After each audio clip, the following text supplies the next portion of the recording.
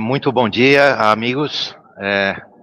Sejam bem-vindos nessa manhã de domingo aqui para nossa palestra, da segunda palestra desse final de semana, que conta com a presença de vocês aqui, nossos convidados presenciais e também com a presença dos nossos convidados virtuais através da sala do YouTube, onde vocês estão assistindo. Bom dia.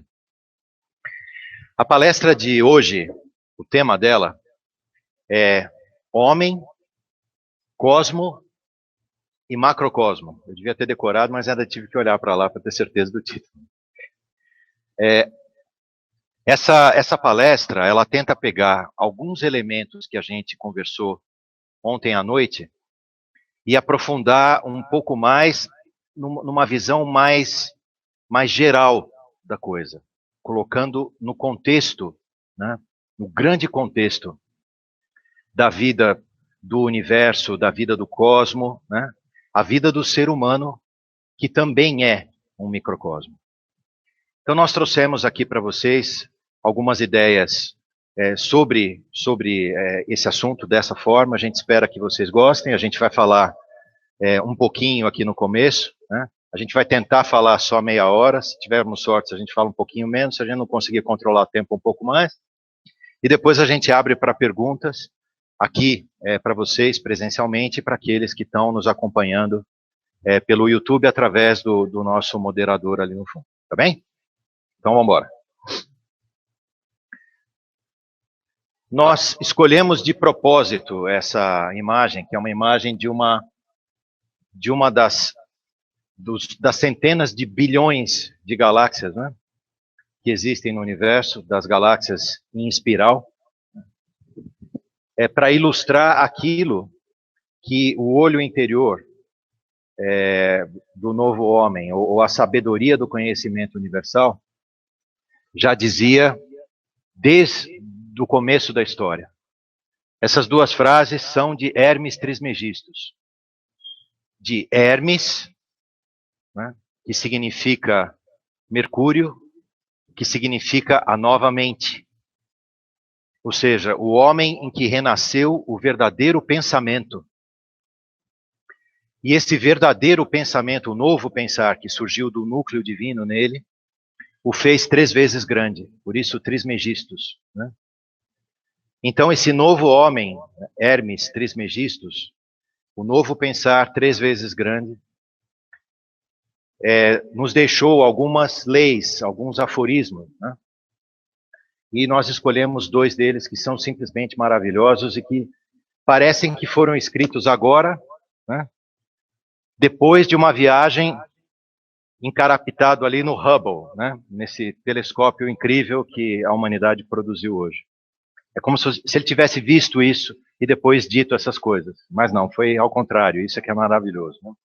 Ele diz, Deus aqui no conceito de a força universal que tudo preenche, e não uma divindade antropomórfica, personificada e encarapitada em alguma nuvem perdida no céu. Essa força é uma esfera infinita, em cujo centro está em todas as partes e cuja circunferência não é limitada em parte alguma. Ele diz aqui simplesmente o seguinte: no plano real da alma, o núcleo de todas as coisas e de todos os seres se encontra no mesmo lugar. Aqui, aqui, aqui, no nosso cosmo, em qualquer galáxia, em qualquer átomo. O núcleo divino é onipresente. E a sua esfera, a sua circunferência, não é limitada em parte alguma. Ou seja, o corpo que reveste, praticamente da mesma forma, né, esférica ou circular ou espiral, o que quer que seja, sempre é um torvelinho de força que gera um campo ao redor de um núcleo. E esse princípio vale para um átomo, vale para um sistema solar, vale para um ser humano, vale para tudo. E essa aqui, se eu não estou enganado, é a terceira lei de Hermes. É a lei da correspondência, que diz o seguinte: o que está em cima é como o que está embaixo. E o que está embaixo é como o que está em cima. Isso significa o quê? Que existe uma correspondência perfeita entre todos os planos de existência. Aquilo que a gente chama de micro, o homem, aquilo que a gente chama do plano geral, que é o cosmo, e o que nós chamamos de macro, que é o macrocosmo. Não é a terra e o céu, né? Poderia ser visto assim também. Mas essa afirmação é muito mais ampla. Ela diz, em essência, o seguinte: esses princípios valem em toda parte. E valendo em toda parte, a vida é una e indivisível. E a força cósmica, né, a força universal, que nós às vezes damos o nome de Deus, às vezes damos o nome de universo, às vezes damos o nome do Criador, alguns chamam do grande arquiteto do universo, né? O reconhecimento dessa força tem diferentes nomes, e esses diferentes nomes representam a grande unidade que permeia o todo. Muito bem. Só para exemplificar, né? Nós trouxemos algumas imagens aqui para mostrar como isso é tão escrachadamente evidente, né? Como se diria. Por favor, não leia a legenda. Faz um exercício, não leia a legenda. O que você está enxergando? Né? Não, realmente, não leia a legenda. Não parece uma maçã cortada de lado? Um pêssego? Sei lá o quê? Parece, né? Isso aqui é como se a gente visse essa fruta cortada aqui, vendo o campo energético circulando dentro dela, ao redor e tudo mais. Isso aqui é como se fosse o aspecto físico, isso aqui é o aspecto energético etérico, não é? De um fruto, de uma coisa que você tem na sua mão, né? Talvez da maçã de Newton, né? Que fez ele reconhecer a gravidade. Mas não, é o sistema solar hoje, como a ciência consegue reconhecer. Onde essa pequena partícula no centro é a própria estrela, o próprio Sol. Isso aqui é o plano, né, onde gravitam todos os corpos ao redor desse núcleo. E essa gigantesca nuvem aqui são os bilhões de cometas ou outras partículas que gravitam ao redor do Sol e formam o quê? O limite esférico. O centro está em todas as partes e o limite da circunferência não está em parte alguma. É incrível, né? E esse aqui é a Terra. A Terra seccionada aqui lateralmente, né? Onde você tem o núcleo sólido, o núcleo líquido que gira ao redor, né? Que isso aqui girando dentro da Terra forma o campo gravitacional da Terra, aqui o manto, aqui a crosta da Terra, e aqui o Polo Norte, o Polo Sul magnéticos, né? Formando a entrada e a circulação de energias. E a legenda fala, bom, assim como é em cima, né, no macrocosmo e no cosmo, tem que ser embaixo. E é. E aqui o que a gente trouxe é simplesmente uma outra imagem do próprio cosmo da Terra, mas aqui assemelhando com essa, onde você tem o corpo físico da Terra, né, um pouco mais concentrado e as circulações do campo magnético da Terra, que no fundo é a esfera etérica da Terra, a esfera astral da Terra e o próprio campo mental da Terra, né, circulando em volta. E essa imagem aqui, eu peço desculpas para vocês, eu não achei outra imagem com uma resolução melhor. Na hora que eu estiquei, puxei esse negócio para pôr um pouco maior, ficou um pouco, né, apagado, mas cada pixel que não está aqui, a sua imaginação complementa, eu tenho certeza. Então, essa aqui é uma imagem da época renascentista, época essa onde todo o conhecimento clássico da antiguidade, né, não tinha mais barreira ideológica ou religiosa e pôde fluir de novo nos países da Europa. E eles começaram a retomar esse conhecimento antigo da época de Hermes, mostrando de novo, através de desenhos, através de ilustrações riquíssimas, essa verdade universal de que o homem também é uma parte desse centro que está em todas as partes e dessa esfera que não é limitada em lugar algum e que, portanto, é um micro-universo, um microcosmo. A gente estava conversando um pouquinho antes dessa palestra, né, trocando uma ideia, fazendo uns ajustes finais nesse material, e uma das pessoas disse, e tem uma verdade profunda nisso, quando a gente olha para essas coisas, os nossos problemas, até mesmo a morte, ficam irrelevantes. Né?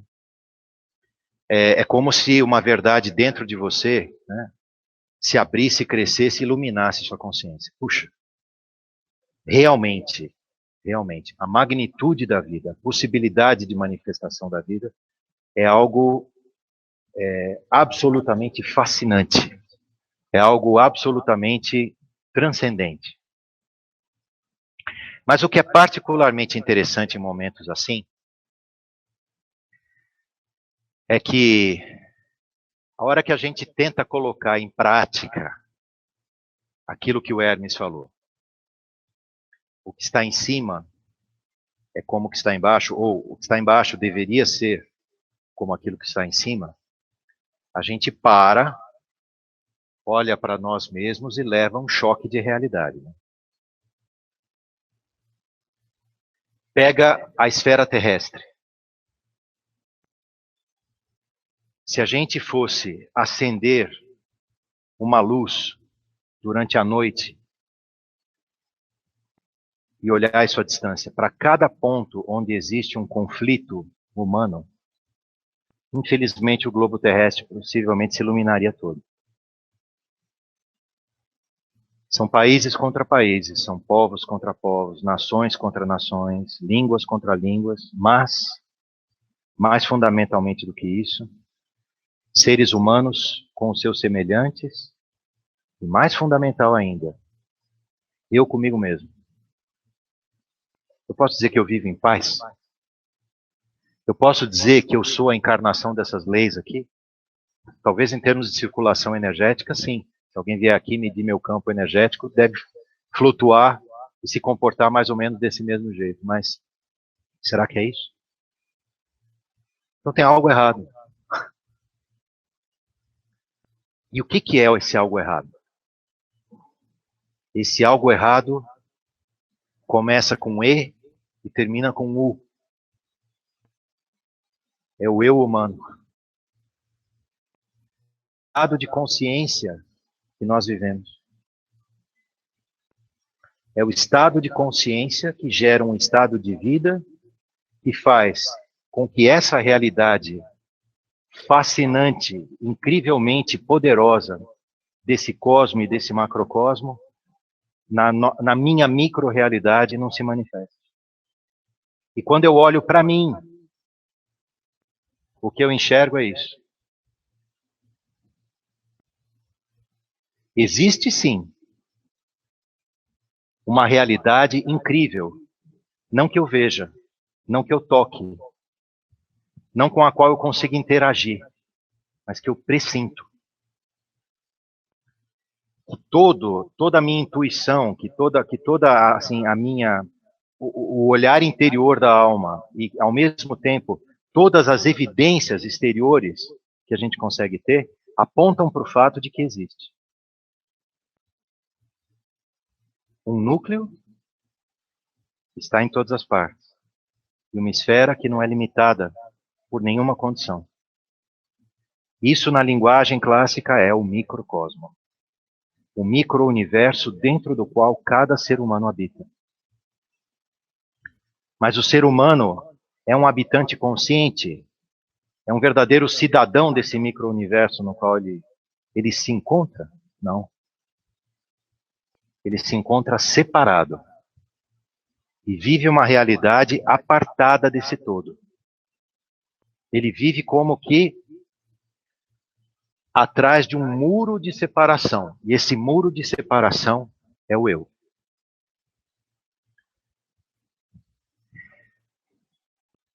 Muitos seres humanos, incontáveis seres humanos, vivem absolutamente esquecidos de tudo isso. Vivem centrados nos seus problemas. Alguns sofrendo tanto ainda pelas restrições materiais que se preocupam com o que tem que comer hoje, para sobreviver hoje, para poder lutar amanhã. Outros que resolveram as questões materiais mais básicas buscam uma realização nas suas relações, buscando a felicidade no outro e condenado a jamais encontrar. Outros buscam a realização no mundo das ideias, outros tentando deixar um legado, o que quer que seja. Mas existem aqueles que perceberam, existem aqueles que acordaram para essa realidade dupla. E a partir desse momento, essa imagem a gente já utilizou e vai utilizar de novo, só que agora um pouco maior hoje. Esse ser humano descobre que a dualidade está nele, dentro dele.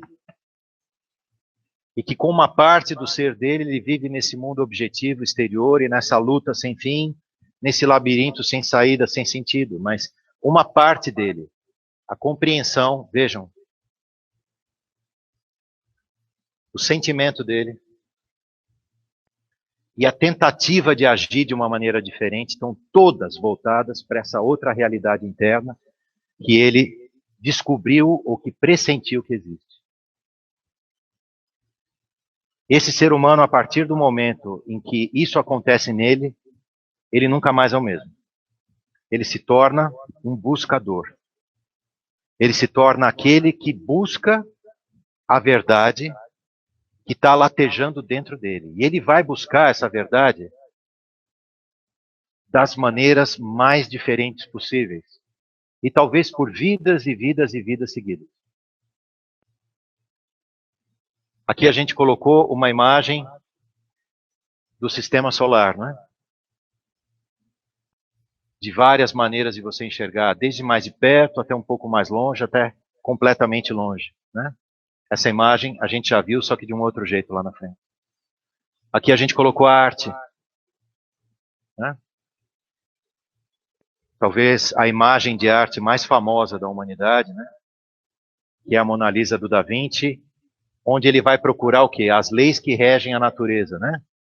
Aqui um ser humano fez o favor de colocar a suíte de Fibonacci certinho em cima dessa imagem.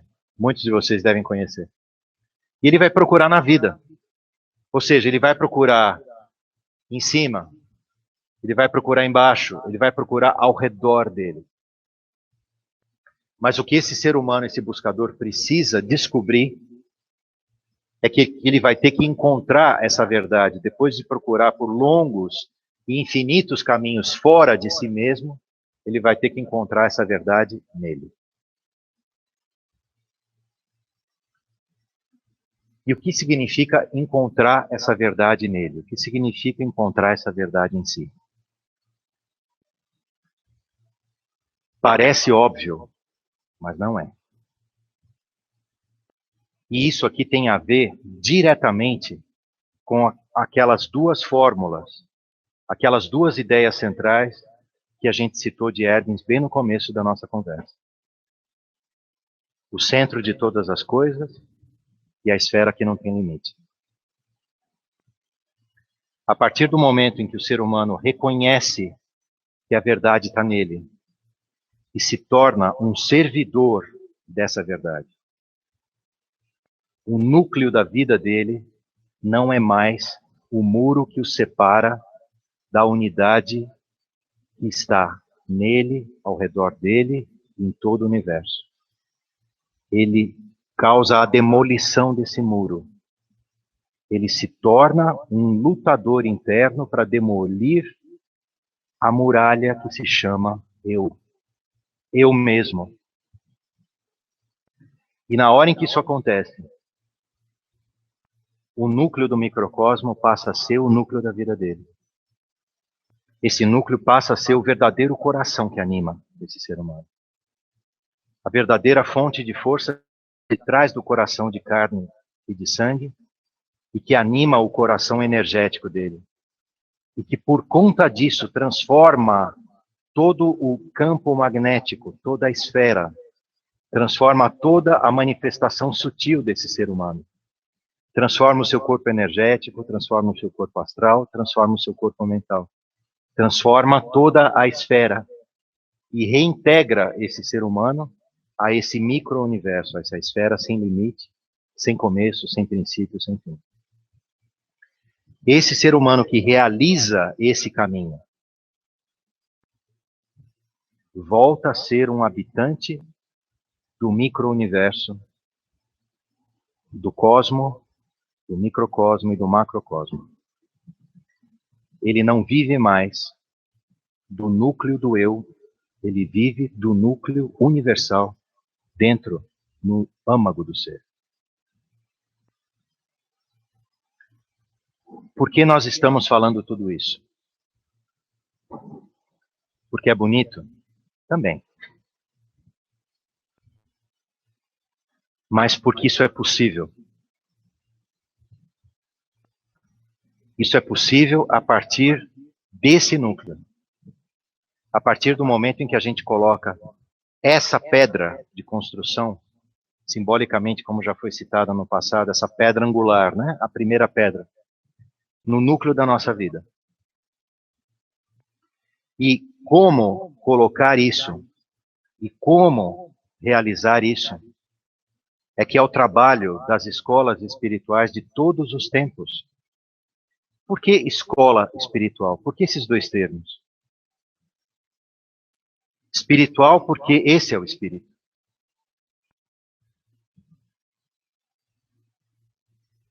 E é espiritual porque colocou esse Espírito como fundamento de todo o trabalho.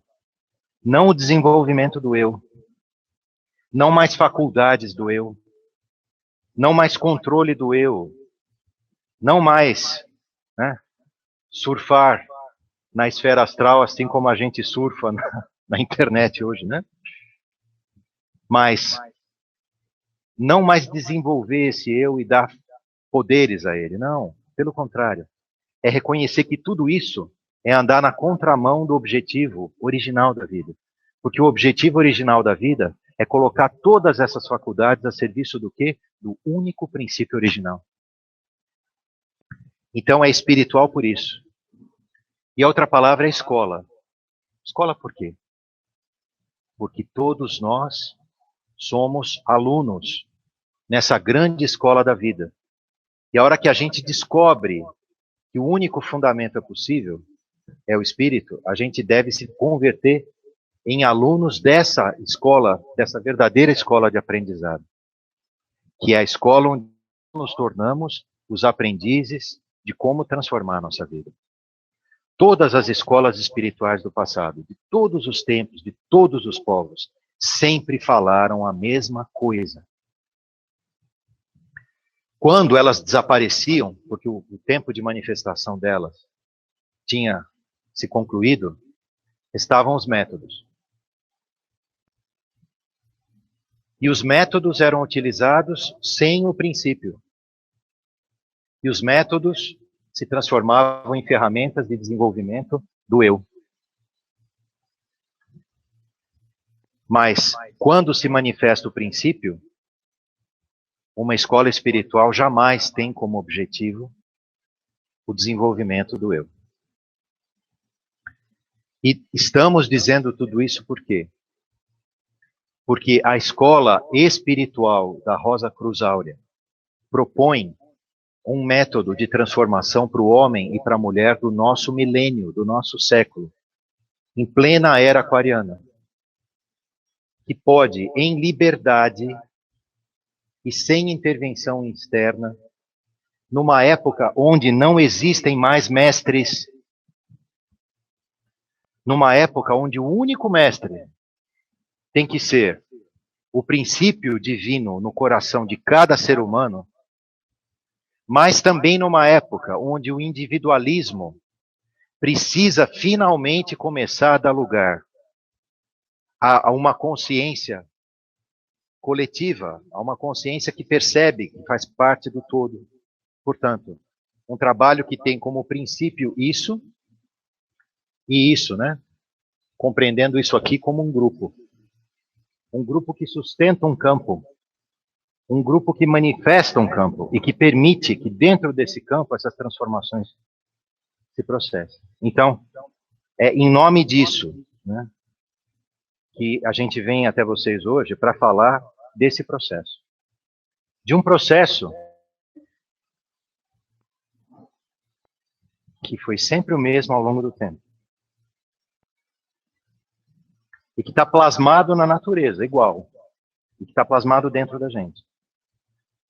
E que na medida em que a gente dá as costas para isso, verdadeiramente para o que isso significa, a gente pode continuar infinitamente batendo a nossa cabeça nos muros do karma, nos muros do destino, nos muros da repetição de todas as coisas. A gente selecionou 3 imagens interessantes aqui para você. O caduceu de Hermes, né, que representa a coluna vertebral com o sistema simpático e parasimpático, que no ensinamento é chamado de fogo serpentino, que é por onde flui toda a energia da nossa consciência, a nossa força vital de manifestação, sim. Mas será que é só isso? É óbvio que não. É porque esse caminho aqui está gravado desde o micro, desde as hélices do seu DNA, até as hélices que os planetas formam ao redor do Sol, quando a gente olha para ele gravitando ao redor do núcleo da galáxia. Essa forma que faz. Você vai dizer, será que sabiam? Não sei. Tanta coincidência é difícil de achar que não, né? Mas, no fundo, é o mesmo caminho. É um caminho que muitos grandes do passado diziam que estava escrito nas estrelas, né? Que diziam que era o caminho das estrelas. Um caminho que, se você pega o próprio corpo solar, e se é assim como é em cima, é embaixo, todas essas forças do cosmos solar também estão dentro do microcosmo humano. E são essas forças que precisam se transformar. Porque quando a gente olha exteriormente para elas, a gente projeta o nosso estado de consciência. E enxerga o quê? Em toda essa grandeza, enxerga corpos, enxerga leis e tudo mais. Sim, são verdadeiras, assim como o nosso corpo é verdadeiro. Mas nós projetamos o quê? O nosso destino como personalidades. A tentativa de explicar o nosso eu, as nossas tendências. De explicar os nossos fatores determinantes, os nossos caminhos, as trilhas do nosso destino, e por aí vai. Mas isso é só o eu olhando no espelho do universo e vendo a sua própria imagem. É o eu enxergando o eu em tudo que ele olha. Por isso que ele olha para o resto e vê espaço vazio e tudo mais. E finalmente a ciência está dizendo, não, tudo isso aqui é preenchido de energia. Tudo isso aqui é preenchido de matéria. O desafio é enxergar na natureza a natureza original. E reconhecer essa natureza original e fazer como os alquimistas do passado, como os Rosacruzes do passado, como os pitagóricos do passado, como os cristãos originais e os essênios antes deles no passado, e por aí vai, fizeram. E trabalhar em si, em todos esses elementos. E foi por isso que, pegando alguns dos principais elementos desse grande corpo solar, que a gente vai mostrar para vocês mais ou menos como esse processo pode se realizar bem simbolicamente, bem simplesmente. E depois, na parte das perguntas e das respostas, a gente pretende aprofundar um pouquinho mais. Vamos lá? Podemos continuar? Sim? Então vamos. Então, esse é o Sol, certo? Tudo deveria começar com ele, não é? No cosmo, no macrocosmo. E no microcosmo?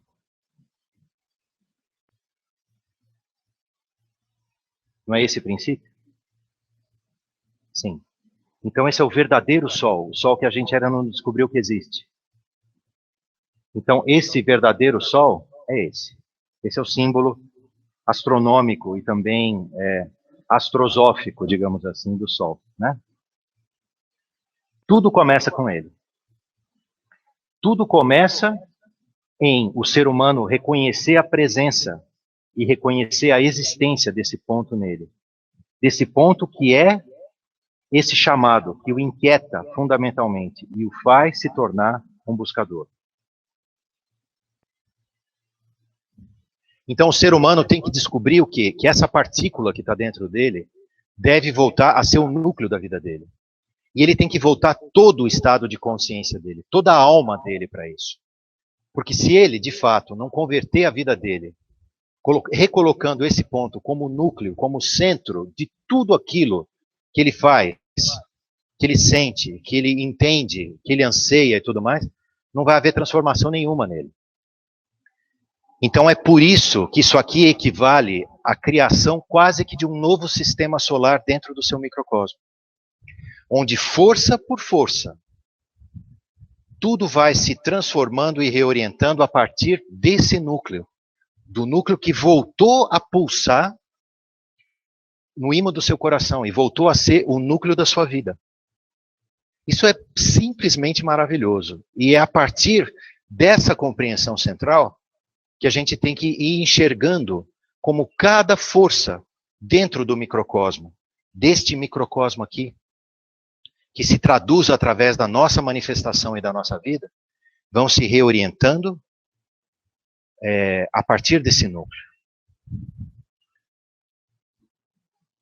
Não se preocupe, a gente não vai ficar perguntando para vocês o símbolo de que planeta é esse, a gente vai dizer, tá bom? Né? Esse aqui é Mercúrio. Mercúrio significa o quê? Lembra que Mercúrio é o nome latino, mas que o nome grego é Hermes? Lembram de Hermes Trismegistus? Ou seja, qual que é o sinal que vocês estão fazendo para mim? Como é que é? Tá, passou? Continua? Então tá bom. Depois você edita tudo isso aí no vídeo final, né? Então tá bom. Ok. Então olha só, de novo. O núcleo, o Sol. O primeiro planeta, ou seja, a primeira força dentro do nosso ser que precisa se reorientar a partir desse núcleo, que começa a pulsar no coração, é o quê? O pensamento. Isso significa o quê? Que um novo pensamento, não mais a brincadeira de Lego do eu, né? De ficar montando o seu pensamento concreto com imagens que são clichês que a gente recebe da mídia, que a gente recebe de si mesmo, que a gente recebe do karma, que a gente recebe das imagens, pensamento que estão plasmadas para tudo que é canto. Significa que o verdadeiro poder criador do pensamento, o pensamento superior do ser humano, precisa voltar a se manifestar. Esse é o verdadeiro Mercúrio, esse é o novo Mercúrio, o novo Hermes ou o novo pensar. Estou vendo assim, fazer um monte de luzinha na cabeça. Tum, né? Pois é isso aí. Mas não para aí, esse é só o começo. Por quê? Porque uma nova força de sentimento, um novo anseio, uma nova força de circulação da energia vital, que é a verdadeira energia do amor, não esse amor, termo gosmento que a gente tem uns pelos outros, que a gente mais parece um pote de sagu. Eu não sei se tem sagu aqui, mas na minha terra tem. São aquelas bolinhas, né, que você cozinha, põe um creminho no meio e fica uma grudada na outra. Esse é o amor que o eu sente pelo outro eu. É um amor que é assim, eu te amo do meu jeito, desde que você seja do jeito que eu quero. Tira todas as capas aí de, né, de histórias românticas, e idealização e tudo mais. Amor pro eu é controle. Eu te amo porque eu te controlo. Isso é amor divino? Pelo amor de Deus, para fazer uma brincadeira. Não. O verdadeiro amor é amor incondicional. É oferecer o que você precisa sem que você me peça. É ter essa inteligência. Uma inteligência que não é só pensamento, mas é uma inteligência que é sentimento. Por isso o símbolo de Vênus. E Vênus está associado com o coração também. Mas é esse núcleo do coração que gravita ao redor do núcleo do microcosmo. Ou seja, a identidade da alma começa a se transformar. E Vênus, né, é Afrodite. Afrodite é a deusa do amor. É um novo sentimento, é a nova circulação astral a partir do santuário do coração humano. Você que estudou astronomia está pensando, a próxima é a Terra, né? Não, não é não. Sabe por quê? Porque isso aqui, esse desenho todo, é a manifestação de uma nova Terra. Isso é o que João, lá em Patmos, que tinha uma escola grega, tá, quis dizer através do Apocalipse, que significa revelação, que significa o verdadeiro conhecimento interior. Ele falou, e quando tudo isso aconteceu em mim, eu vi um novo céu e uma nova terra. Assim como é em cima, é embaixo. A terra somos nós. E esse novo céu é tudo isso que se redesenha. E na medida em que ele se redesenha, uma nova manifestação humana ocorre. Por isso um novo céu e uma nova terra, tá bom? Então não é a terra que a gente vai falar agora não. Então você que estudou astronomia já fez suas contas e sabe que o próximo é Marte. Muito bem. A gente partiu do Sol e está indo, né? Caminhando aí. O que é Marte? Marte, com o seu arco, é o símbolo da vontade humana. É o símbolo da força do desejar, da força do querer, da força do realizar. Por isso ele não está só ligado à vontade, mas ele está ligado à ação. Por isso o elemento de Marte é o ferro. E por isso é o ferro que dá a possibilidade da gente agir no nosso sangue, né? Então, depois do surgimento desse Sol central, que é a rosa do coração, o protoátomo divino, e de se manifestar um novo pensar e um novo sentir, se manifesta um novo querer ou um novo agir. Esse é o triângulo da alma. Meu coração, minha cabeça e minha vida. Isso é o que esses três planetas representam. A partir do único objetivo da vida, mudar o que eu penso, mudar o que eu sinto e mudar o que eu faço. Não é concreto? Direto. Não é aqui não, é aqui. E isso continua, por quê? Porque a partir do momento em que o espírito mesmo voltou a ser a força central e dirigente da tua vida, e os três núcleos da tua alma, teu coração, tua cabeça e tua vida, se reorientaram, a ponte que separa a tua alma do espírito vai desaparecendo. E esse espírito que renasceu em você começa a penetrar todo o seu sistema de vida. No ensinamento universal, a gente aprende que o ser humano tem 4 corpos. Ou seja, 4 capas de manifestação. 4 maneiras de se expressar, de interagir. É o nível mental, o nível astral, o nível etérico ou energético e o nível físico. Quando o espírito ultrapassa a barreira da alma, que ainda era orientada pelo eu, e não é mais o eu que orienta a alma, então ele começa a tomar forma e transformar essas estruturas orgânicas. E é isso que significa essas outras forças do sistema solar. Júpiter, o aspecto mental. naquele símbolo do caduceu de Hermes, Júpiter, é essa grande esfera aqui. Júpiter é a transformação real da mente em uma nova mente. Não apenas um novo pensar, mas uma nova corporeidade mental. A transformação começa a se converter em uma transformação estrutural. Não apenas mais, meus amigos, de um estado de consciência, porque alma é consciência, mas é a vida que começa a mudar. É a estrutura orgânica daqui Júpiter. O próximo planeta qual é? Saturno. Saturno, Zeus, não é? Zeus ou Júpiter, depende se você fala em grego ou você fala em latim, né?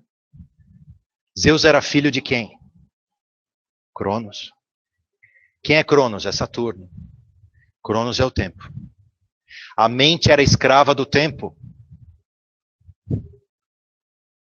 A verdadeira mente se torna livre do tempo. Júpiter derrota seu pai, que é Cronos, na mitologia grega. É lindo isso, né? E Saturno, quando ele é vencido, ele muda o destino. E onde está gravado o destino? O destino está gravado na esfera astral do microcosmo. Por isso, Saturno representa a transformação do corpo astral. E depois que a transformação do corpo mental e do corpo astral se processa, quem é o pai de Cronos na mitologia? Quem lembra? Uranus. Uranus ou Urano, não é? Todos os titãs, ou a origem de todos os deuses, ou como dizia-se no ensinamento universal, a origem de toda a via, o Ether ou éter.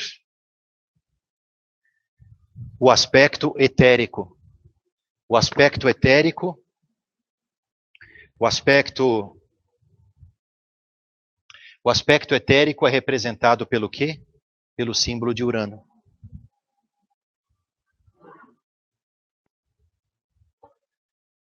Um novo corpo mental, um novo corpo astral, um novo corpo etérico, através de uma nova alma renascida, uma nova alma tocada pelo Espírito, uma nova alma espírito.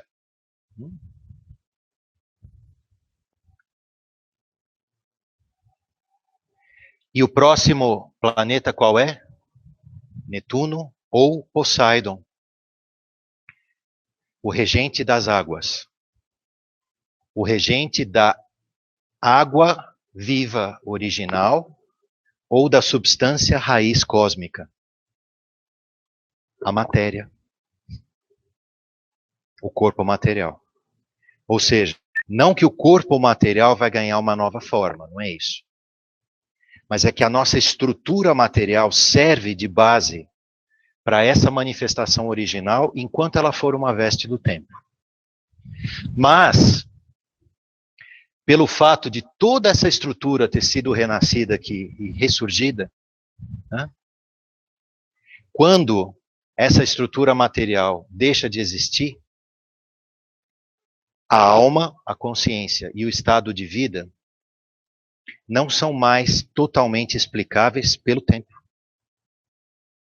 Porque aquilo que está além do tempo voltou a viver. É por isso que o próximo planeta, Plutão, ou como os gregos chamavam, Hades, que é o rei do mundo dos mortos, ele é vencido também, ele é transformado. Por quê? Porque não existe mais morte aqui.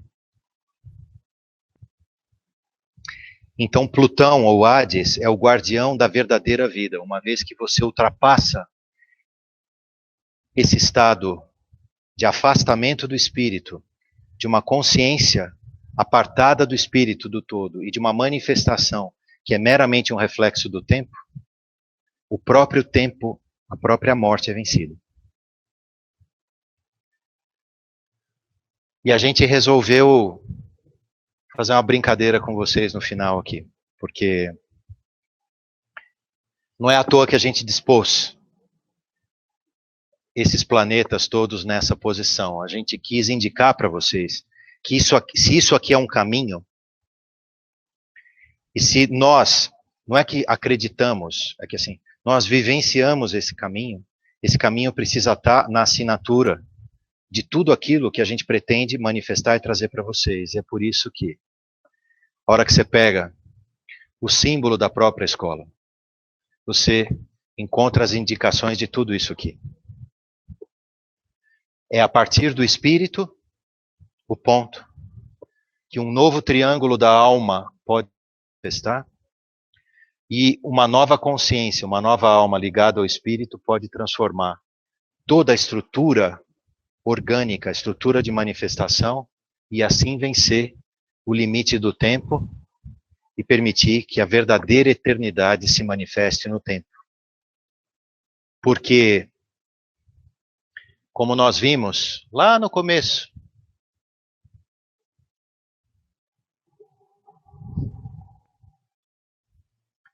o espírito é uma esfera infinita, cujo centro está em todas as partes e cuja circunferência não é limitada em parte alguma.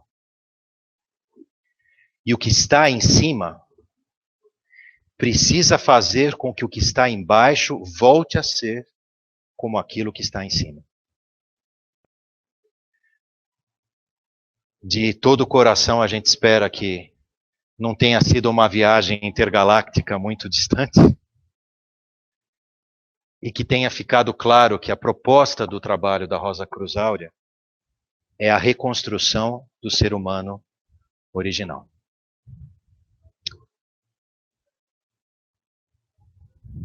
A gente encerra essa apresentação, que como sempre durou bem mais do que a gente tinha se programado para fazer, né? Cronos continua, né, pregando umas peças na gente aqui, mas tudo bem porque vocês são espetaculares e têm uma paciência incrível, então obrigado. E a gente gostaria agora de abrir para as perguntas que vocês têm, não necessariamente só sobre o que foi exposto, mas sobre a proposta da escola no geral, né, sobre aquilo que isso representa para vocês e sobre as questões que estão lá bulindo, mexendo no fundo de cada um. Convidamos então a vocês que estão aqui presentes e também aos nossos amigos que estão nos acompanhando pelo YouTube para que façam as suas perguntas agora. Muito obrigado.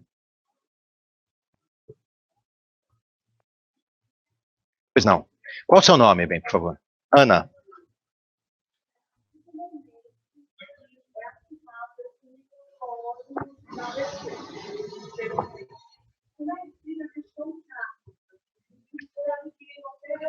Ah, claro.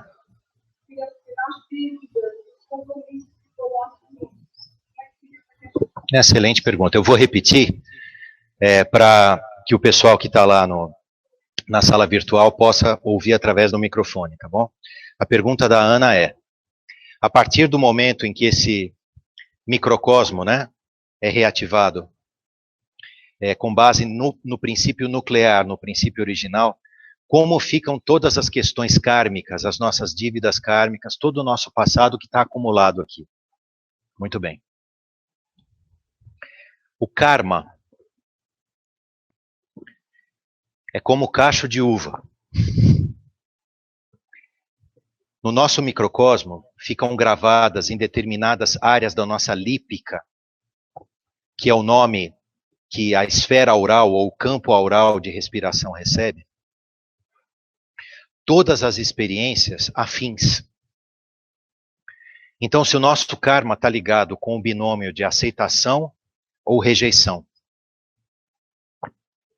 ou de projeção ou reclusão, amor ou ódio,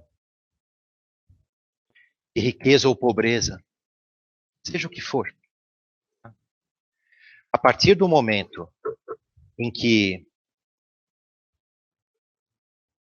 as forças da alma, ou seja, os 3 centros da alma, começam a funcionar de uma maneira diferente, Pensar, o sentir, o querer e agir. Tá?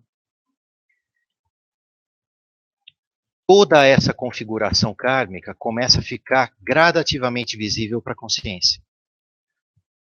Não visível no sentido da experiência externa, mas começam a ficar visíveis as causas. Então é como se diante do trabalho diário da alma, o coração se transformasse num centro de fogo, onde esse núcleo do espírito arde. A cabeça, como está voltada para esse núcleo, é como se fosse um espelho que reflete esse fogo.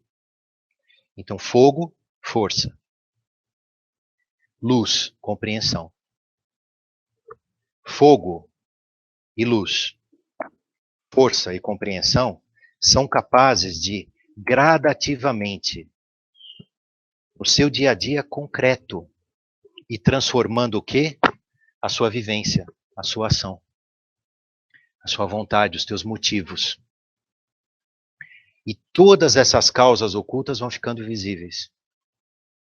E aí você recebe uma oportunidade pelo próprio trabalho interior do quê? De mudar sua atitude, ou seja, sua ação interna, sua predisposição em relação àquela situação e a sua ação externa. E quando?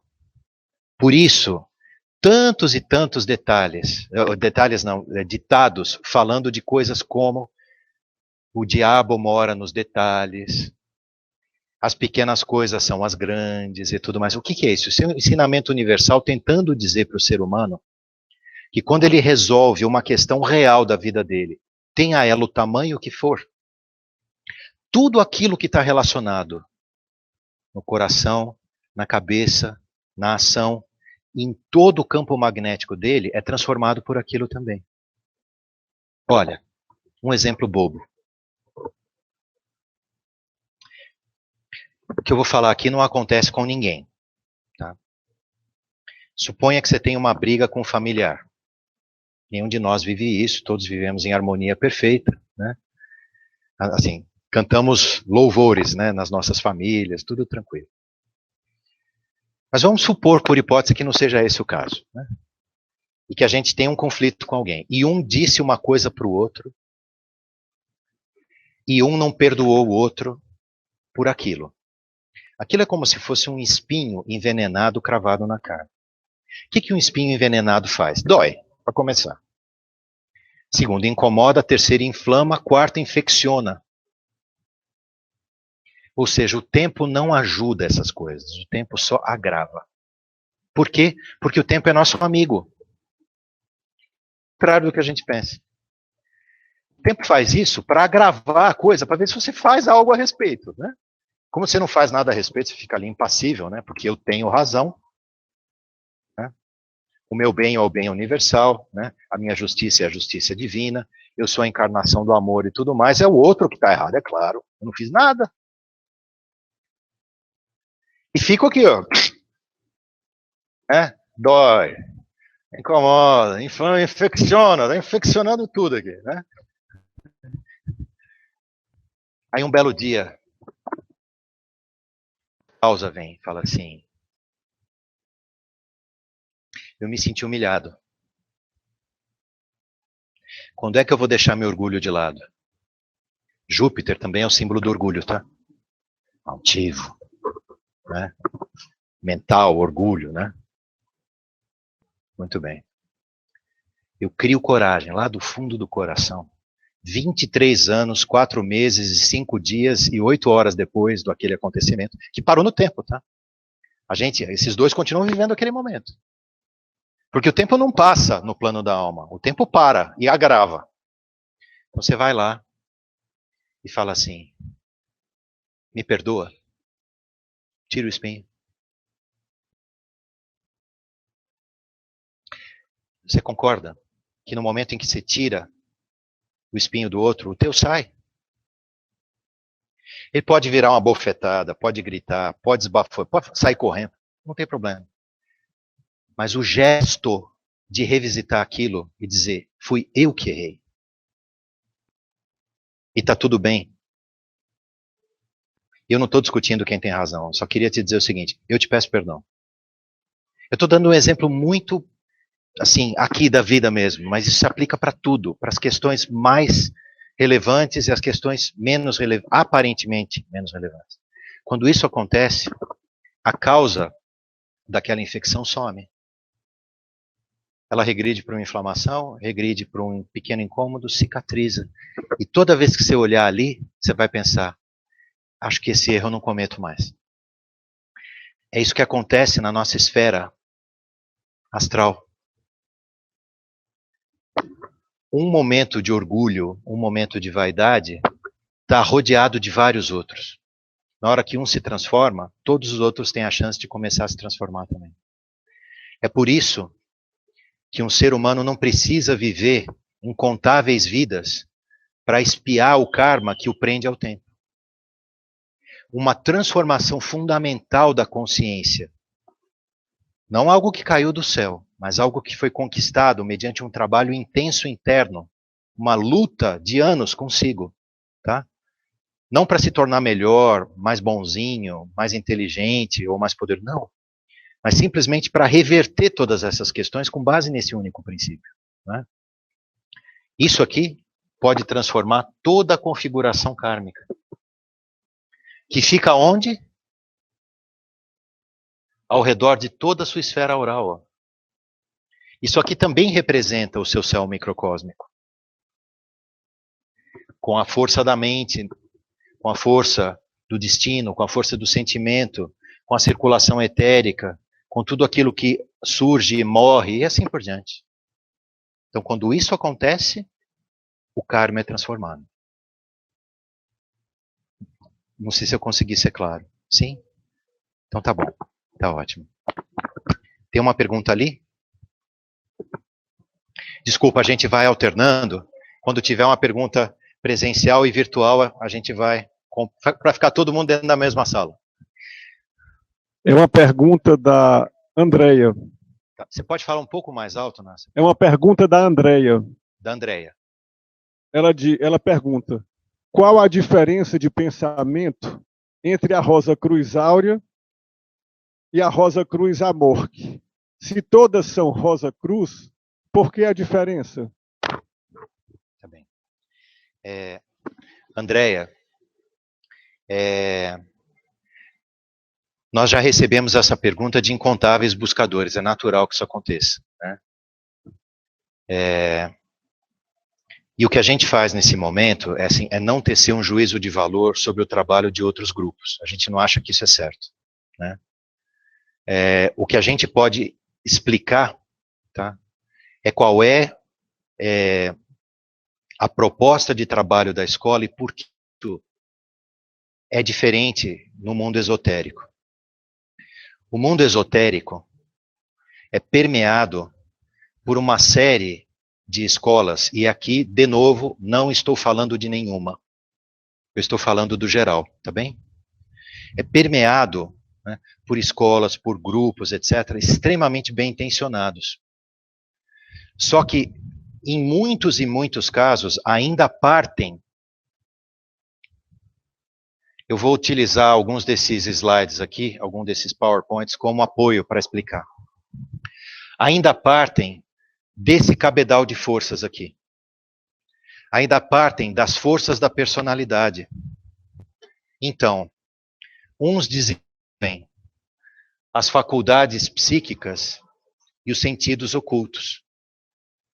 Então, a clarividência, a clareaudiência, a projeção nos planos sutis, e por aí vai. Outros desenvolvem poderes místicos, que estão diretamente associados, por exemplo, com técnicas de cura. Né? Não é à toa que o coração está aqui, ele é a avenida dos braços e das mãos, né? E através dessa circulação astral e etérica, por imposição de mãos, por práticas curativas que têm essa intervenção do campo energético pessoal no campo energético alheio, né? Também se desenvolvem coisas assim. E outras focam mais aqui, por exemplo, através de exercícios que forçam a subida da energia sexual e criadora, né? Que é reprimida de uma série de maneiras e que começa a subir através dos chakras da coluna vertebral, entendeu? E subindo através dos chakras da coluna vertebral, começam a despertar as faculdades ocultas também. Então, assim, são grupos honestos, de acordo com os seus objetivos e bem intencionados. Assim, a única coisa que acontece, e a escola diz isso da maneira mais amorosa que ela consegue, tá? Sem nenhuma crítica, sem nenhum juízo de valor, nada, mas por uma questão de honestidade interior com todos aqueles que estão buscando a verdade, né? O nosso compromisso não é em ser simpáticos, o nosso compromisso é, assim, manifestar a verdade de acordo com a nossa melhor compreensão. E é o seguinte, amigos, tudo aquilo que desenvolve e reforça esse ser a partir dele mesmo faz apenas uma coisa: reforça o muro de separação entre o ser humano e o verdadeiro espírito. Muitas escolas esotéricas dão o nome de espírito para agregados de energia e de matéria. Para agregados que se consolidam e se volatilizam, que são fenômenos temporais que podem durar uma vida, que podem durar quase uma eternidade do outro lado da vida, que a gente chama de mundo dos mortos, né? Mas que também se volatilizam, também se sutilizam. Então, é essa sutilização que prova que isso não é espírito. Porque o espírito é imortal. Mas toda essa manifestação é uma manifestação temporal dentro do microcosmo. É um fenômeno temporal dentro do microcosmo.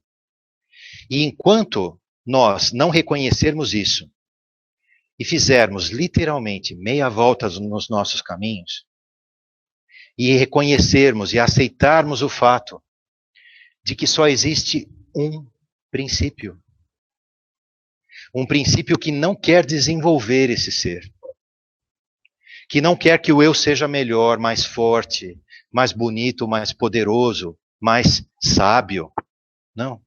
Ela só precisa que ele seja a caixa de ressonância dele. Que esse eu reconheça, na loucura do seu egoísmo, que ele não é o centro do universo.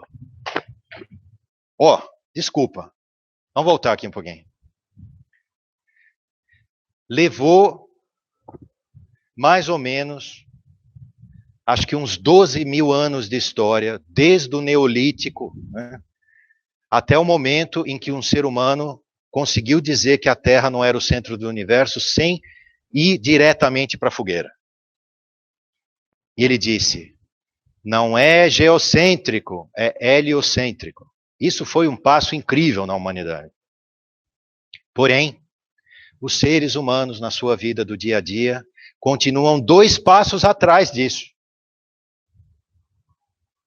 Nós somos 7 bilhões de egocêntricos. A gente não chegou nem a reconhecer que a Terra é o centro do universo. É o nosso ego que é o centro do universo. Então, assim, a diferença fundamental, meus amigos, né, dessa proposta, que não é uma proposta da Rosa Cruz Áurea, é a mesma proposta que os cátaros e os albigenses fizeram no sul da França, há 700 anos atrás. É a mesma proposta que os Rosa Cruzes clássicos fizeram há 300, 400 anos atrás. É a mesma proposta, né, que os essênios fizeram, que os pitagóricos fizeram, que os cristãos originais fizeram. É a mesma proposta de Lao Tse na China. É a mesma proposta original da Índia. Todos os povos, todos os grandes do espírito que se manifestaram, falaram a mesma coisa. O que Cristo falou? O reino de Deus está em vós, mais perto do que mãos e pés. É linguagem simbólica? Não. É física quântica. Então, é no momento em que a gente reconhece isso, Tão simples quanto isso. E percebe que o único caminho onde essas coisas começam a fluir é quando o nosso próprio eu deixa de querer que algo assim pode ocorrer. Então, de novo, para concluir, sem juízo de valor, sem julgamento, sem nada, o que nós recomendamos a todos os buscadores da verdade é: descubra o que você busca. E descubra se o caminho que você trilha leva àquilo que você busca.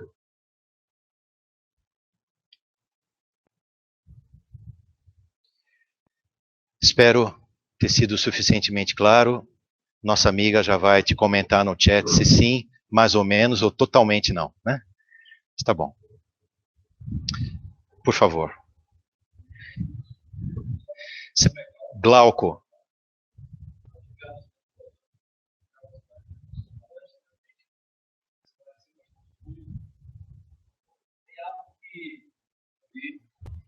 Tá.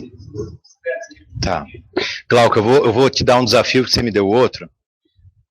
Como eu tenho que resumir a sua questão pelo microfone para quem está ouvindo, né? Formula a tua pergunta em uma frase para eu poder repetir.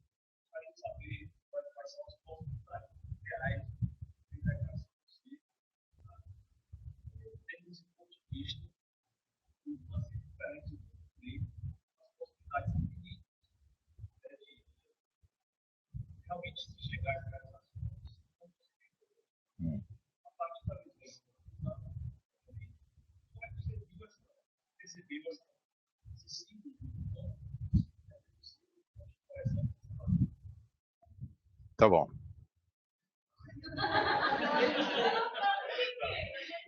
Obrigado. Então eu vou tentar parafrasear o que você falou, tá bom?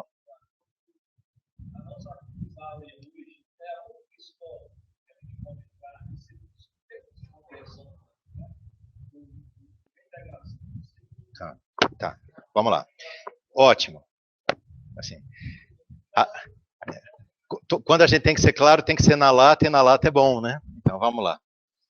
A pergunta do Glauco ele fez uma série de comentários, é uma pena que a gente não consegue reproduzir, mas a essência da pergunta dele é assim: a escola da Rosa Cruz Áurea é a única escola em manifestação hoje que permite a realização desse processo de reintegração, desse ponto, desse princípio, né, dentro desse cabedal de coisas que é o microcosmo? A resposta é não. É claro que não. Por quê? Por quê? E aqui eu vou utilizar alguns termos que talvez caiam numa terminologia que não seja 100% familiar para vocês, tá?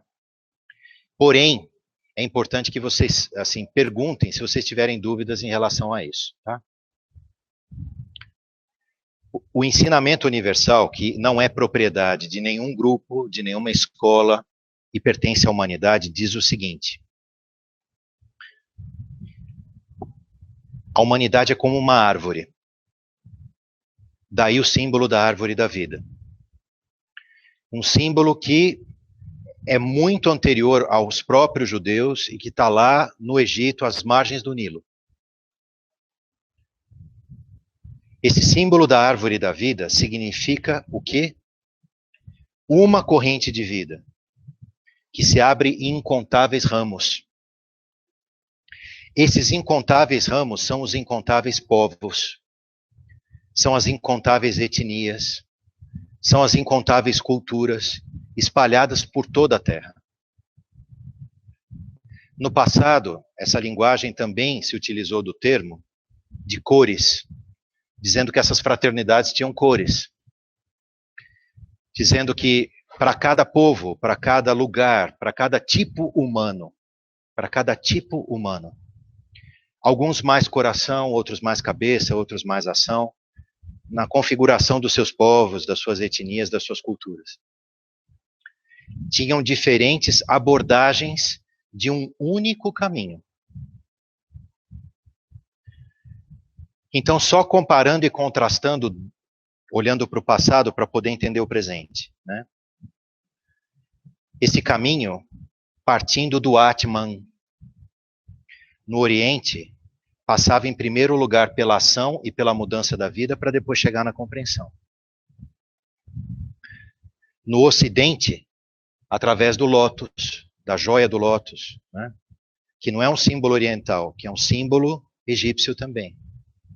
Você entende isso como, partindo do núcleo, você transforma a compreensão e a compreensão transforma a vida. O que eu estou querendo dizer é o seguinte: são muito poucas as escolas espirituais fidedignas.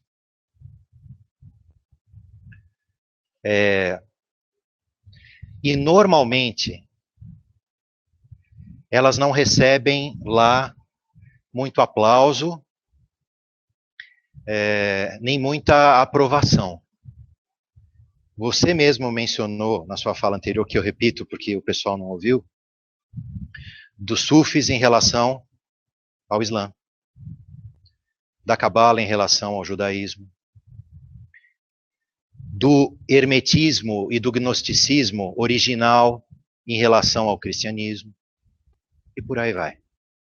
Tá? O que caracteriza uma escola espiritual, que te permite reconhecê-la, é que ela tem uma assinatura tão particular que é impossível de você errar. Uma escola espiritual não oferece nada para o teu eu. Nada. Você chega lá e fala assim, aqui vocês oferecem paz? Não. É guerra. Guerra? Guerra com você mesmo. Oferece equilíbrio na minha vida? Não. Você vai descobrir que você vive num mundo absolutamente desequilibrado, você vai ter que trabalhar nele. Oferece desenvolvimento com conhecimentos? Não. Oferece prestígio? Não. Oferece poder pessoal ou sobre os outros? Não. Não, não, não, não, não, não, não, não, não, não, não. Mas o que vocês oferecem? Um caminho de morte para o seu eu. Quê? Pô, além de você não me oferecer nada, você está dizendo que o meu eu tem que desaparecer? Sim. Não o eu, a sua consciência tem que desaparecer. Mas o seu estado de consciência, o seu estado de vida do jeito que ele é a barreira. Então, a questão, Glauco, não é se existe uma escola ou se existem 1000. A questão é, quando você encontra o caminho, se você quer trilhar.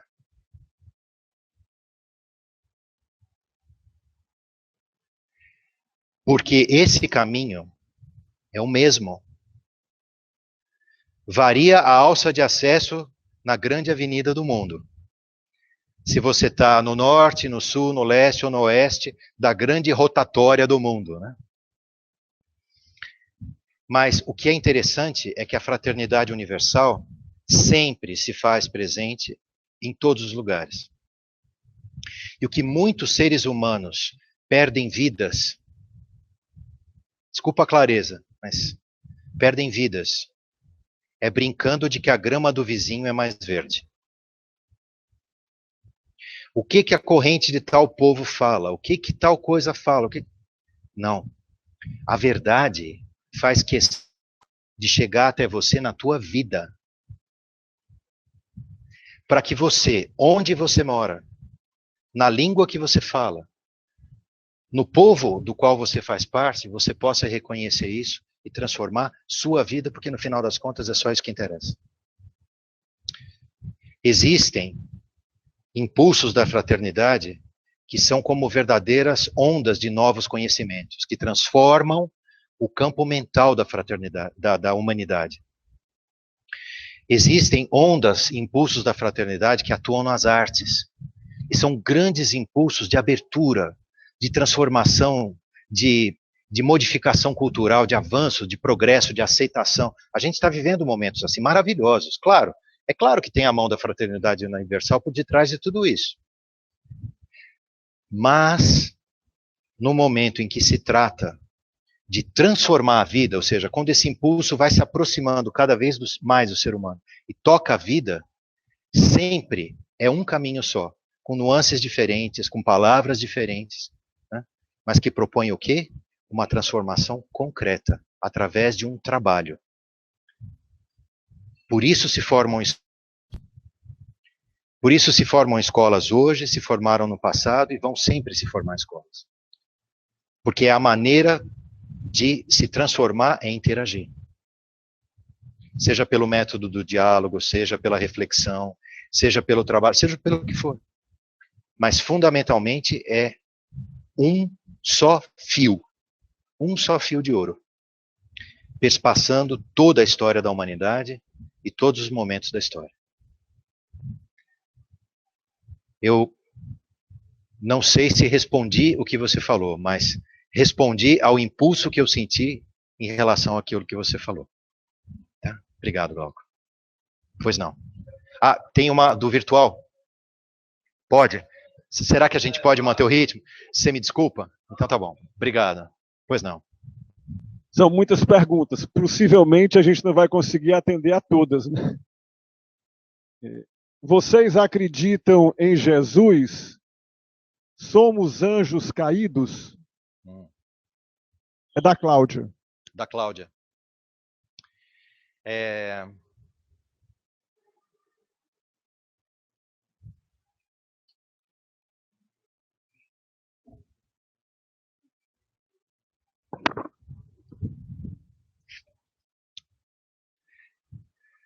Nós acreditamos neste Jesus.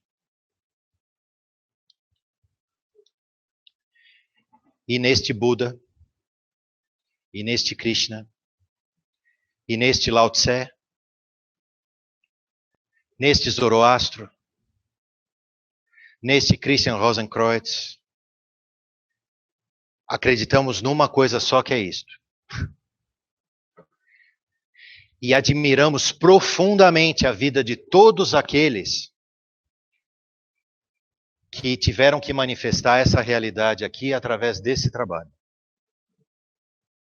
E que mostraram para os seres humanos, através da sua vida, que é possível realizar essa transformação. E que às vezes se chamaram Jesus, às vezes se chamaram Buda, às vezes se chamaram Lao Tse, às vezes se chamaram Zoroastro, e às vezes se chamam João da Silva. Então acreditamos em todos aqueles que trabalham a partir desse princípio universal. Anjos caídos, né? Se a gente fosse pegar o conhecimento universal e falar das 7 ondas de vida principais e do que aconteceu com cada uma delas e tudo mais, nós passaríamos aqui talvez a outra metade do dia cósmico conversando. Como a gente não tem esse tempo, eu vou pedir desculpas à Cláudia e dar uma resposta bem sintética. Quem caiu não fomos nós. Nós somos um fenômeno do tempo. Somos uma tentativa da inteligência universal de reconstruir o veículo que falta nesse sistema que não pode se manifestar. Porque o ser que se manifestava nesse sistema aqui, num determinado momento, optou por um outro caminho. E tendo optado por um outro caminho, uma barreira de consciência se construiu. E o que nós conseguimos olhar hoje e projetar hoje, ideias que sempre estarão completamente distorcidas pelo espelho distorcido do nosso estado de consciência egocêntrico, é que essa queda, ou essa escolha por um caminho de isolamento, é o que explica o nosso estado de ser. De um ser que não pode mais se manifestar. Se você, Cláudia, quiser chamar isso de queda, ok. E de um ser que vive no tempo. E o caminho de transformação, o que que é? É o caminho da reunificação dos dois, que a gente falou ao longo dessa palestra aqui. Tá bem?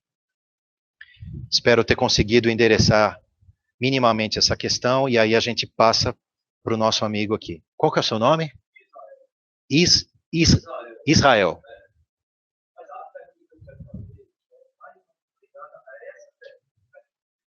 Sim.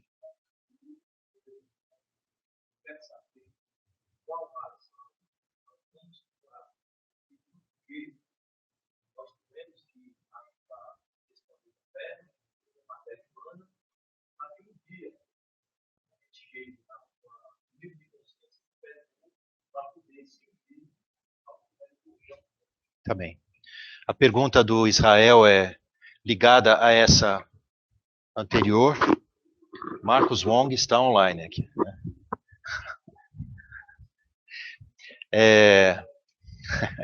A tecnologia é uma beleza, né? Vive pregando umas peças, né? Mas tudo bem.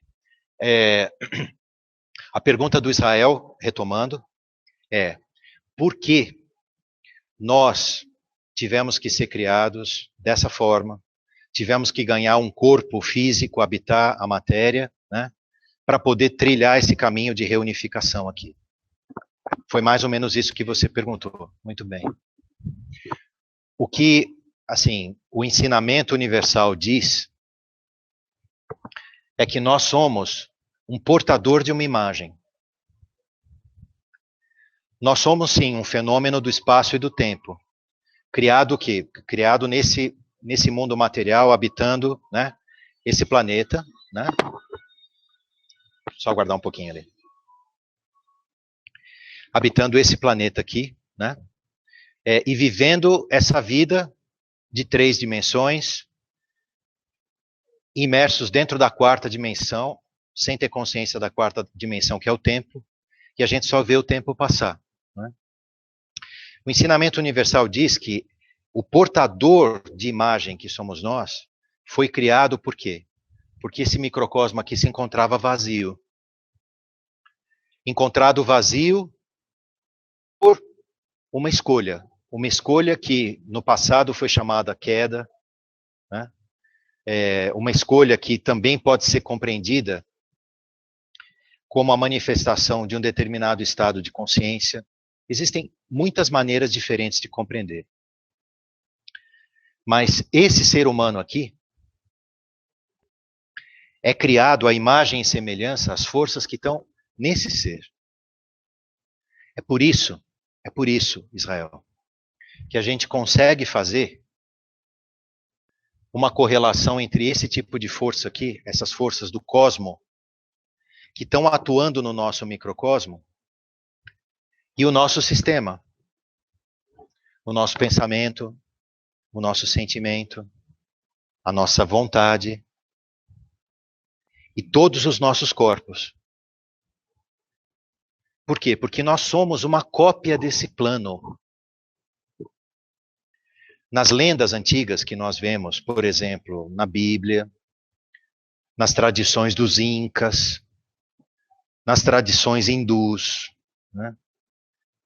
Nas tradições de todos os povos, sempre existe alusão a um ser humano, ou a um casal de seres humanos, ou a um pequeno grupo de seres humanos, né, que é formado para que uma onda de vida se manifeste. É claro, não é um ser humano ou dois, é um fluxo de transformação evolutiva sem começo e sem fim. Mas a inteligência que está por detrás, dirigindo todas essas coisas, visa o quê? A manifestação de um ser autoconsciente, de um ser consciente de si mesmo, que tendo consciência de si mesmo, consiga reconhecer que ele não é o centro das coisas. E que o centro das coisas vive nele. E aí sim, ele trilha esse caminho de reunificação. Nós somos a imagem do veículo perfeito, da personalidade perfeita que deveria existir aqui. Mas nós ainda somos uma imagem. Nós não somos a realidade. É como se nós fôssemos reflexo de um espelho. Nós precisamos, através da oferenda de toda a nossa vida, converter todas essas possibilidades, todos esses reflexos, na imagem original. Espero ter conseguido endereçar a sua pergunta, mais ou menos. Tá bom. Então, eu te proponho o seguinte, depois que a gente concluir a sessão de perguntas, a gente tenta aprofundar melhor a tua questão, tá bom? Então tá bom. Obrigado, Israel. A outra pergunta é de lá, a outra pergunta é daqui? Tá, tá bom. Então, uma de lá, outra daqui, pode ser? Eu vou resumir duas perguntas da Andréia, que estão ligadas, tá certo? Ela gostaria que você falasse um pouco sobre o que é a mediunidade. Porque disseram que ela precisava desenvolver a mediunidade. Qual a visão da Rosa Cruz Áurea sobre isso? E eu vou dizer uma outra pergunta que está relacionada a essa, tá certo? O que eu quero saber é como a Rosa Cruz Áurea lida, por exemplo, com o espiritismo, com o lado oculto, etc. Sim, tá bom. Então vamos lá. Eu vou usar o quadro agora para desenhar, porque essas imagens não estão aqui na apresentação, tudo bem?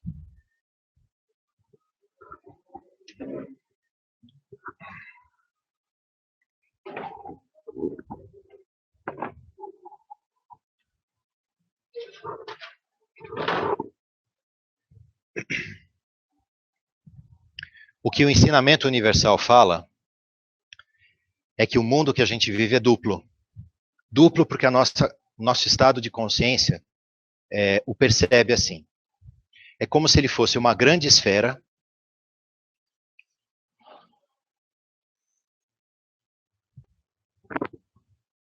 cortada em duas.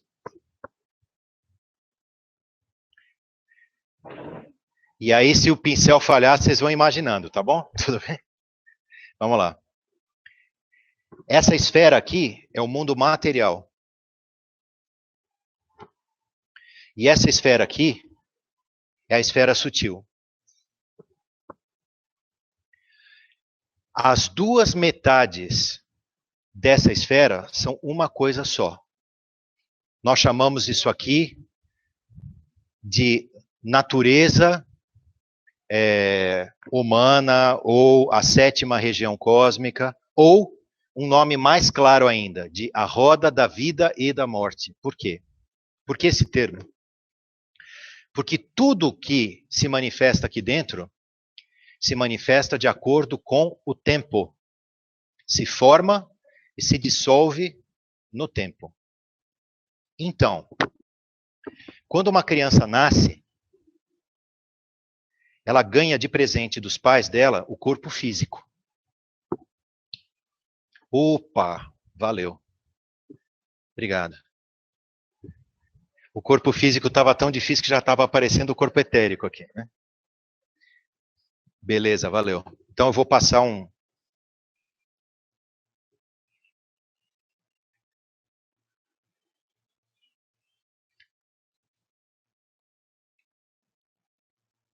reforçozinho aqui. Opa.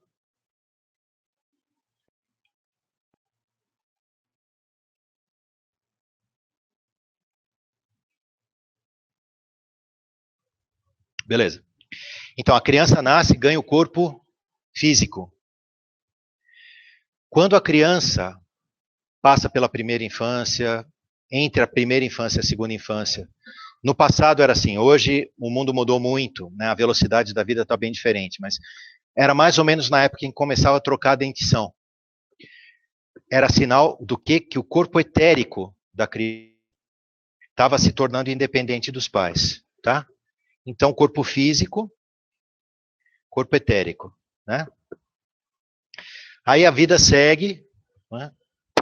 E lá para frente, o que ocorre? Na época, mais ou menos, um pouco antes, hoje, um pouco depois, da puberdade, começa a se manifestar um terceiro corpo. Um corpo chamado de corpo de desejos, ou corpo astral, tá? Que é o corpo que manifesta o karma. que ele encarna o karma. Tá? E depois que o tempo passa mais e a individualidade amadurece, eu vou simplificar aqui, senão vou ficar desenhando um monte de quadradinho. Então, você ganha o quê? O corpo mental, que coincide com o seu eu consciente e tudo mais. Tá? Então, com esses 4 corpos, você vai viajando pela sua vida. Você vai tendo as suas experiências físicas, você vai experimentando a interação, que é a maneira como a gente percebe o mundo etérico, para quem não tem percepção sutil. Você vai tendo as suas emoções, os seus desejos e tudo mais, que é a sua participação no campo astral. E no campo mental, você vai construindo a tua individualidade, o teu eu. Muito bem. Você vai ficando mais maduro, a gente não vai ficando mais velho, né? Mais maduro, mais experiente, né? Aí você vai ficando experiente, chega uma hora que de tanta experiência o seu corpo físico não aguenta mais, né? E pluf, né? O que acontece? Esse quadrado que estava aqui, ó, né? O físico, o etérico, o astral e o mental, quando você perde o corpo físico, a vida continua, literalmente. E se aqui você viveu uns 70 anos, ou 80 anos, ou 100 anos, depende da sua sorte, né? Aqui é mais ou menos 700. Para quê? Para que... Agora só são 3, né? É o etérico que assume a consciência, então a sua consciência passa para o plano etérico, porque você não tem mais o plano físico. Aí você tem o corpo astral e o corpo mental. E do mesmo jeito que o físico para de funcionar e vai se decompondo, os outros corpos vão se sutilizando e volatilizando também. Por quê? Porque a chama da consciência não é uma chama da consciência eterna. Ela é um fenômeno temporal. Ela agrega e desagrega. Agrega e desagrega. Por quê? Porque aquele núcleo espiritual não está ativo. Então, é como se fosse uma corrente que vem e dissipa de novo. Então, aqui sobram só 2 corpos.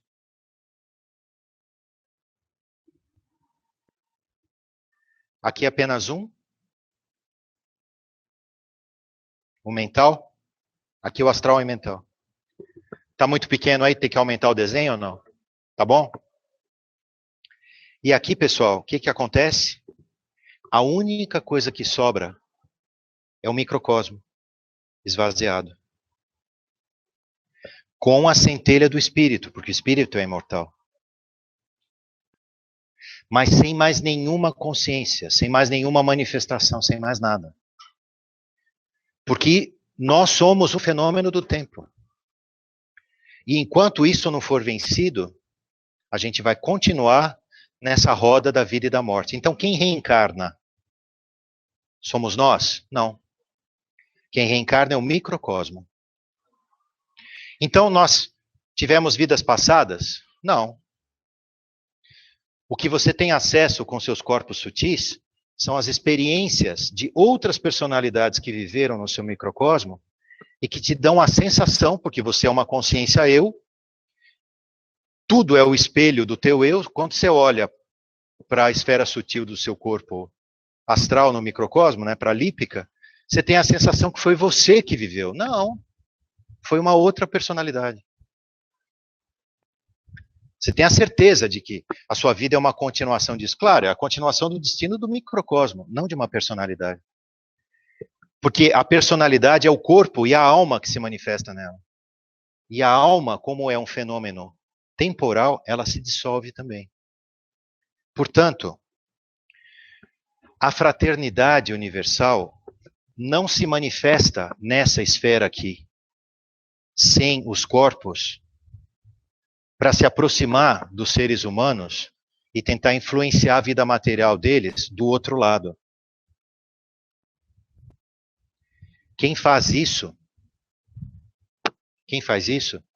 são os próprios seres que perderam os seus corpos sutis e que buscam se aproximar de quem tem os corpos sutis para duas coisas. E aqui, queridos amigos, o nosso compromisso não é com um concurso de popularidade, mas assim, é falar aquilo que nós acreditamos que é útil para quem está pesquisando, né? Essas entidades se aproximam, né, dos seres humanos com o objetivo, né, de influenciá-los ou obter as próprias substâncias etéricas e astrais que só conseguem ser transmutadas quando você tem um corpo material. Porque quando o ser humano perde o corpo material, o corpo etérico vive da reserva etérica que ele tem. Mas ele não consegue mais, pelo fato de não ter um corpo físico, né, fazer essa transmutação de matéria e energia que a gente vive fazendo. E que, quanticamente, vai construindo o nosso campo energético, à medida que a gente vai quebrando a matéria dentro do nosso próprio organismo. Então, esses éteres que são liberados dentro do nosso próprio organismo são os alimentos dessas entidades que se aproximam de nós. Então, de acordo com o ensinamento universal, assim, o nome espiritismo causa uma certa confusão de compreensão, porque de verdade nós não estamos sendo abordados por espíritos, porque o espírito é um só, ele é uno e indivisível, que nem o Hermes disse, é o centro de todas as coisas. O espírito não é uma entidade. Nós estamos sendo abordados pelo quê? Por entidades. E como essas entidades nos abordam, tá? Como eram duas perguntas, e como talvez tenham esse tipo de dúvida também, né, mais geral, eu vou aproveitar e fazer um outro desenhozinho só, tá? Imagine que o ser humano seja isso aqui. Quem veio ontem aqui, eu desenhei o ser humano assim, ó. Eu passei a noite inteira treinando para fazer alguma coisa melhor, né? Então, tudo bem. Aí, né? Pelo menos metade dele, né? Ok. Você tem o duplo etérico aqui em volta. Esse é o físico, tá? Você tem o duplo etérico aqui em volta. Você tem o astral, que é como se fosse um ovoide aqui em volta. E você tem o corpo mental, que fica normalmente como uma nuvem mais sutil ainda ao redor dessa região aqui, tá?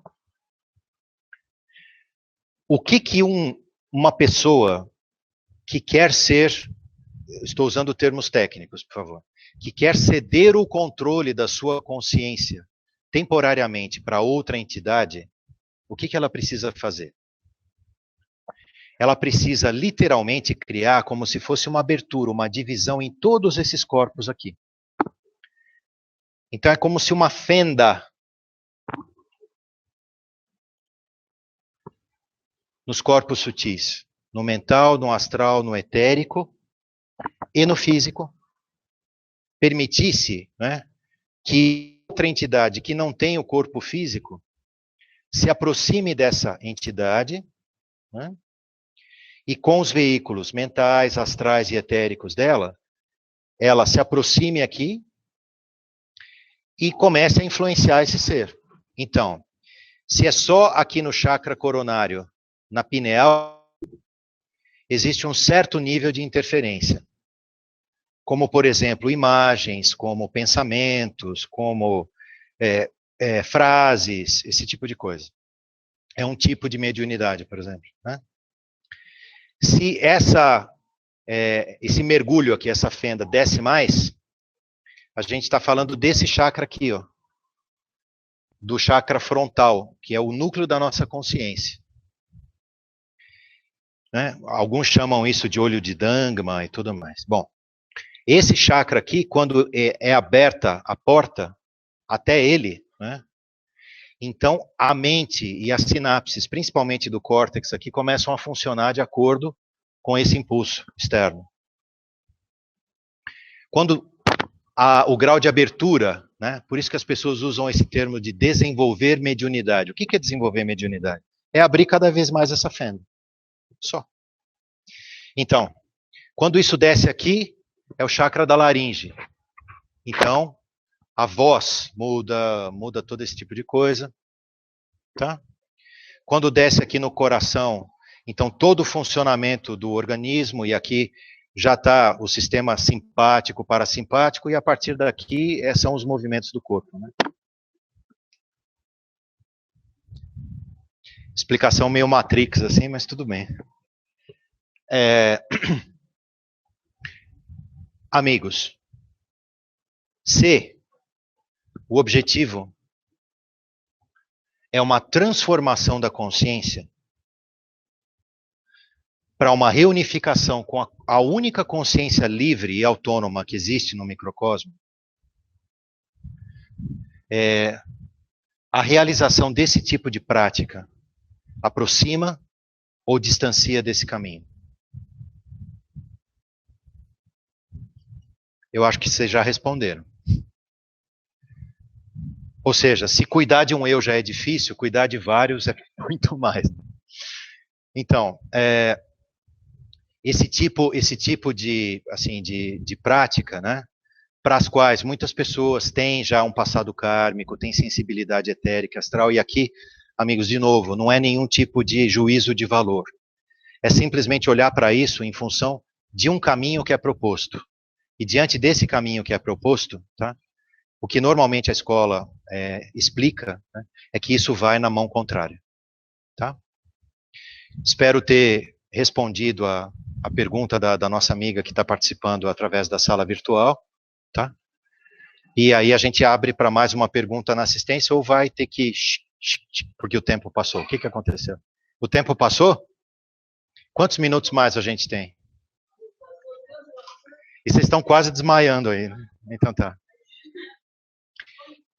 Então o que a gente podia fazer? A gente podia pegar uma última pergunta e encerrar, é isso? Ou conversar lá fora. Talvez seja melhor assim, né?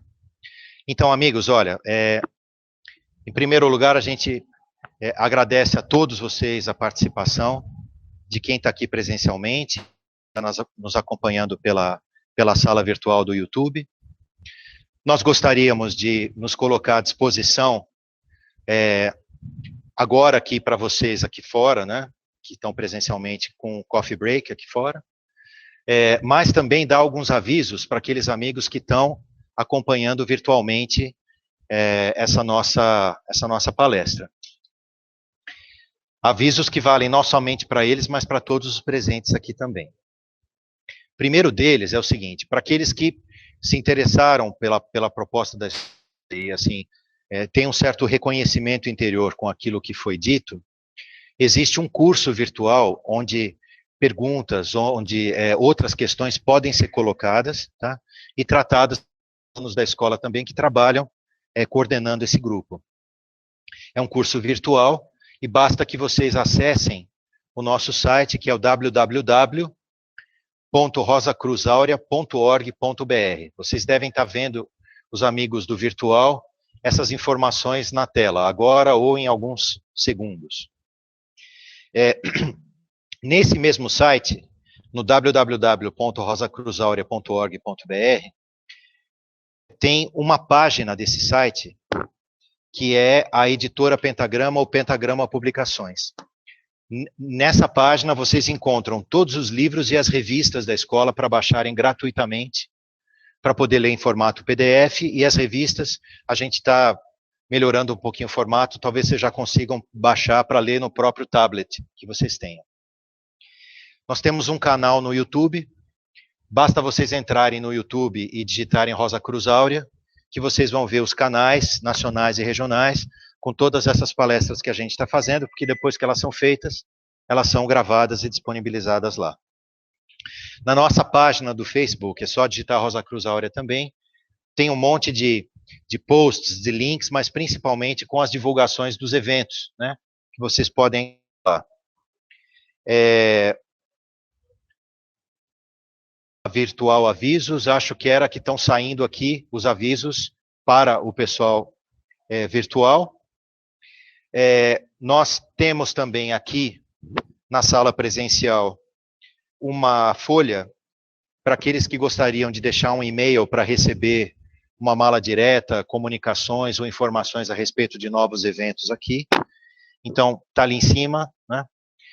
Quem quiser preencher, por favor, fique à vontade. E algo que nós esquecemos de avisar ontem à noite é que para essa sala aqui, nós temos uma biblioteca para empréstimo, né? Para quem gosta ainda do livro físico, né?